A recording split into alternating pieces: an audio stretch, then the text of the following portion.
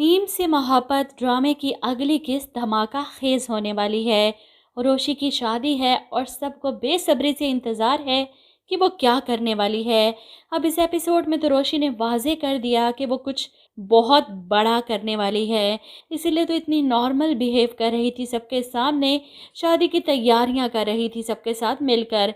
और जो बैग इसने माही को पकड़ाया है, जिसमें इसने वो छोटी सी बोतल रखी थी जिसमें इसने अपनी दोस्त से केमिकल मंगवाया था, अब इसका इरादा तो यही है कि वो शारक अरसलान को किसी तरह भी करके ये पिला देगी। वो मरने लगेगा तो इसे सब कुछ उगलवाएगी, इसकी वीडियो बनाएगी और फिर इसके मोबाइल से अपनी वीडियोस डिलीट करेगी। सारा प्लान बनाकर बैठी थी कि वो किस तरह शारक को मज़ा चखाएगी, क्योंकि इतनी आसानी से तो वो हार मानने वाली थी नहीं। खैर, इसका प्लान कामयाब हो जाता अगर तलहा सर बीच में ना आते। तो जैसा कि अब तक आपने देखा, रोशी की माइयों है और माइयों की दुल्हन पूरे घर में दनदनाती फिर रही है, सबके साथ हंसी मजाक, खुश होने का ड्रामा, और सब खुश और मुतमईन हैं इसे देखकर। ऐसे में रस्म करते वक्त रोशी की वालदा की आंखों में आंसू आ जाते हैं। वो इसे कहती हैं कि मैं क्या करूंगी रोशी, हमारे घर में तो सन्नाटा हो जाएगा। जिस पर रोशी बड़े आराम से कहती है कि मम्मी आप इतनी टेंशन क्यों ले रही हैं, मेरा तो बस जाना आना ही तो है। इसकी बात सुनकर कोई भी नहीं चौंकता कि वो क्या कहना चाह रही है। वो अपने दादाजी से भी तो यही बात कर रही थी कि बेवा के हिस्से में शोहर की कितनी जायदाद आती है। इधर रोशी की शादी का सुनकर तलहा अहमद के होश उड़ जाते हैं। कुछ समझ नहीं आ रही क्या खा रहा है, क्या कर रहा है। और आबिद साहब अपने बेटे की इस सिचुएशन पर मुस्कुरा देते हैं अंदर ही अंदर दुख से कि वो मोहब्बत करता है रोशी से, लेकिन अब कर भी क्या सकते हैं अफसोस के अलावा।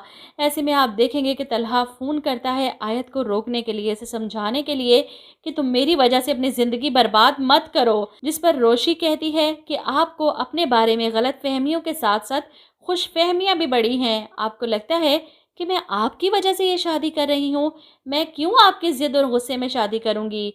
मैं अपनी मर्ज़ी से शारक से शादी कर रही हूँ। शादी करनी है तो किसी बेहतर इंसान से करो ना। जिस पर आयत कहती है कि शादी तो मैं शारक से ही करूँगी और आप मेरी शादी पे आइएगा ज़रूर, मैं आपका इंतज़ार करूँगी। अब रोशी की इस बात पर माही बड़ा हैरान होती है कि तुम अपने सर तलहा को अपनी शादी पर भी बुलाओगी। वो न जाने क्यों समझ नहीं पा रही, मुझे कुछ गड़बड़ लग रही है। जिस पर आयत कहती है कैसी गड़बड़, अब तलहा अहमद ही है जो शारक से सच्चाई उगलवा सकता है कि आखिर ऐसा क्या किया है इसने कि आयत इससे शादी के लिए तैयार हो गई। हो सकता है कि तलहा की धमकियों में आकर या इसके डरावे में आकर शारक सच उगल दे। खैर, रोशी के इरादे तो बड़े ख़तरनाक है और यही बात शारक अरसलान को परेशान कर रही है। वो तो इसे डराना चाहता था, बल्कि अब खुद डर रहा है, परेशान हो रहा है कि आखिर ऐसा क्या है जो इसे खटक रहा है। रोशी वो भी इतनी आराम से शादी के लिए मान गई, इतनी खुश और मुतमईन कैसे है। दोस्त ने तो मुतमईन कर दिया कि यार वो सिर्फ ड्रामा कर रही है तुम्हारे सामने, अंदर से तो डर रही होगी, तुम बस अपना काम जारी रखो। इसलिए शारिक फ़ोन करता है इसे फिर से याद दिलाने के लिए, अच्छा ये बताओ कि तुम्हारा आज अपने घर में आखिरी दिन है तो कैसा लग रहा है। इस पर रोशी फ़ौरन जवाब देती है तुम्हारा भी तो आखिरी दिन है।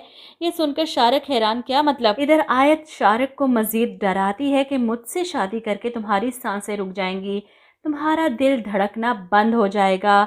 शारिक को रोशी की बातों पर हंसी आ जाती है, मजाक अच्छा कर लेती हो तुम, ये सब कुछ तो मैं तुम्हारे बारे में कहने वाला था कि मेरे घर में आकर तुम्हारा ये हाल होने वाला है। लेकिन मुझे ये समझ नहीं आ रही कि रोशी हर एक को हिंट क्यों देती जा रही है कि वो क्या करने वाली है।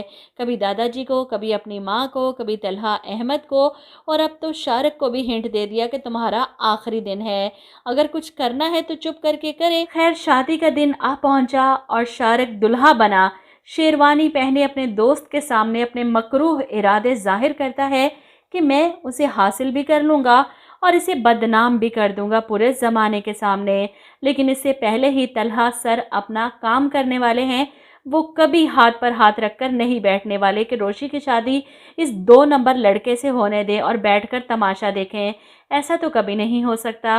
रोशी अपनी ज़िंदगी बर्बाद करना चाहती हो और वो ऐसा नहीं होने देंगे। इसलिए शारिक की बारात की गाड़ी जब रास्ते में थी, तलहा अहमद के भेजे गए आदमी इस गाड़ी को रोकते हैं और गन पॉइंट पर इसे गाड़ी से उतारकर जीप में डालकर ले जाते हैं। और इसके बाद तलहा अहमद बड़े कॉन्फिडेंस के साथ मिस आयत की शादी में शरीक होते हैं।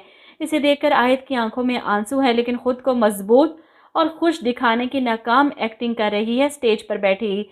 तलहा अहमद आगे बढ़ते हैं, सुलेमान साहब और रोशी के दादाजी से मिलते हैं।